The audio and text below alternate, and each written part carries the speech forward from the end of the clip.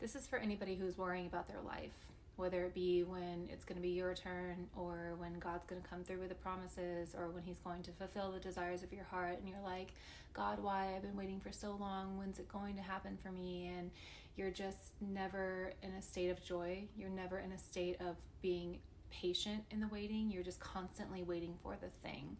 I really believe this is going to shift your perspective. So I'm going to read Luke chapter 12, 24 through 27. And we all know this verse really well, but there's one part that I want to emphasize. 24, consider the ravens, they do not sow or weave, they have no storeroom or barn, yet God feeds them, and how much more valuable are you than the birds? Who of you by worrying can add a single hour to your life? 26 is where I want us to focus. Since you cannot do this very little thing, why do you worry about the rest? That's what we need to focus on. Since we can't even trust God with the little things in our lives because we're so focused on the desires of our heart, we can't even trust him in the day-to-day process. We can't even trust him in the waiting.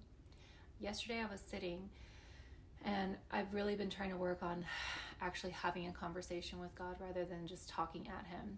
And I heard the Lord say, what do you want? And I started to be like, what? Like, you're actually asking me? And so I expressed to him all the things that I wanted. And he said to me, well, would those things truly fulfill you? And I was like, momentarily, maybe. And God's like, yeah. And I started really just thinking like, man, all of the things that I truly think that would satisfy me are not actually ever going to. They're never going to fulfill me in the way that just knowing the Lord is going to fulfill me, that just trusting him, having conversations with him, having a relationship with him, trusting that he will give me the right thing at the right time. That's what's going to fulfill me. And so I want to encourage all of us to stop worrying about our worldly desires. Stop worrying about the things that we don't have, because once you get something that you do want and you're not ready for it, you're never going to enjoy it.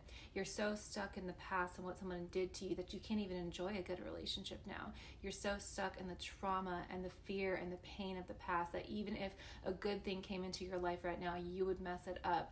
And so maybe in this waiting season, God is trying to break down our framework, break down the lies that we believed, tear apart the things that we have built our lives on, and build our lives on a solid foundation of truly knowing him, truly trusting him, truly waiting on him, and truly being satisfied with him.